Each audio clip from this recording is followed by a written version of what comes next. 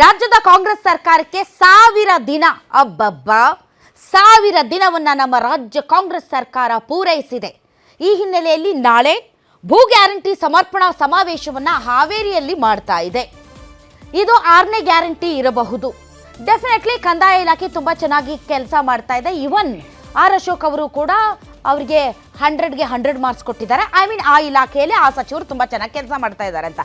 But point ಅದಲ್ಲ. Point Congress ಸರ್ಕಾರ 1000 ದಿನಗಳಲ್ಲಿ ಮಾಡಿರುವಂತಹ ಸಾಧನೆ ಏನು? ಈ ಸಾಧನೆಯಿಂದ ಜನಸಾಮಾನ್ಯರು ಸಂತೋಷವಾಗಿದ್ದಾರಾ? ಇದರ ಮಧ್ಯೆ ಕುರ್ಚಿ ಫೈಟ್ ಯಾವ ಲೆವೆಲ್ಗೆ ಹೋಗಿದೆ ಅಂತಂದ್ರೆ ಸ್ವತಃ ಬಿಜೆಪಿಯೇ ಈ ಕುರ್ಚಿ ಬದಲಾವಣೆಯ ಬಗ್ಗೆ ಪೋಸ್ಟರ್ ಹಾಕ್ಕೊಂಡಿದೆ, ಯುಗಾದಿಗಾಗುತ್ತೆ ಅಂತ. ಅಷ್ಟರ ಮಟ್ಟಿಗೆ ಕನ್ಫರ್ಮೇಷನ್ ಬಿಜೆಪಿಗೆ ಸಿಕ್ಕಿದೆ.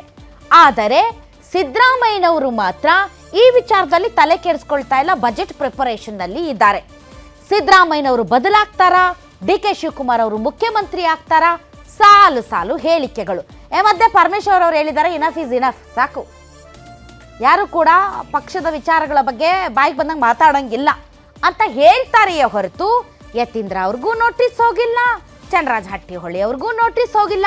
ಯಾರು ಏನ್ ಬೇಕಾದ್ರೂ ಮಾಡಬಹುದು. ಆದರೆ ಡಿ ಕೆ ಶಿವಕುಮಾರ್ ಮಾತ್ರ ಅಜ್ಜಯ್ಯನಿಗೆ ನಮಸ್ಕಾರ ಮಾಡಿ ಮೇರಾ ನಂಬರ್ ಕಬ್ಬಾಯೇಗಾ, ನನ್ನ ಕಾಲ ಯಾವಾಗ ಕೂಡಿ ಬರುತ್ತೆ ಅಂತ ಕಾಯ್ತಾ ಇದ್ದಾರೆ.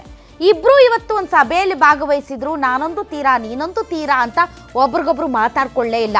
ಮೀಡಿಯಾಗಳು ತಟ್ ಅಂತ ಕ್ಯಾಚ್ ಮಾಡಿ ಯಾವಾಗ ಪ್ಲೇ ಮಾಡಕ್ ಶುರು ಮಾಡಿದ್ರು ಆಗ ಏನೋ ಅನೌಪಚಾರಿಕವಾಗಿ ಮಾತಾಡ್ದಂಗೆ ಮಾಡಿದ್ರು. ಅಷ್ಟರ ಮಟ್ಟಿಗೆ ಇಬ್ಬರ ಮಧ್ಯೆ ತಾಳ ಮೇಳ ತಪ್ಪಿ ಹೋಗಿದ್ಯಾ? ಇನ್ನೊಂದು ಬ್ರೇಕ್ಫಾಸ್ಟ್ ಮಾಡಿಸಿ ನಾಟಿ ಕೋಳಿ ಸಾರು ದೋಸೆ ತಿನ್ನಿಸಿದ್ರೆ ಸರಿ ಹೋಗ್ಬೋದೇನೋ ಗೊತ್ತಿಲ್ಲ. ಬಟ್ ಡೆಫಿನೆಟ್ಲಿ ಕಾಂಗ್ರೆಸ್ ಸರ್ಕಾರದ 1000 ದಿನಗಳ ಸಾಧನೆಗಳ ಬಗ್ಗೆ ನಾವು ಮಾತಾಡ್ತೀವಿ. ಇದೇ ಈ ಕ್ಷಣದ ಸ್ಪೆಷಲ್ ಕಾಂಗ್ರೆಸ್ 1000 ಕಚ್ಚಾಟ.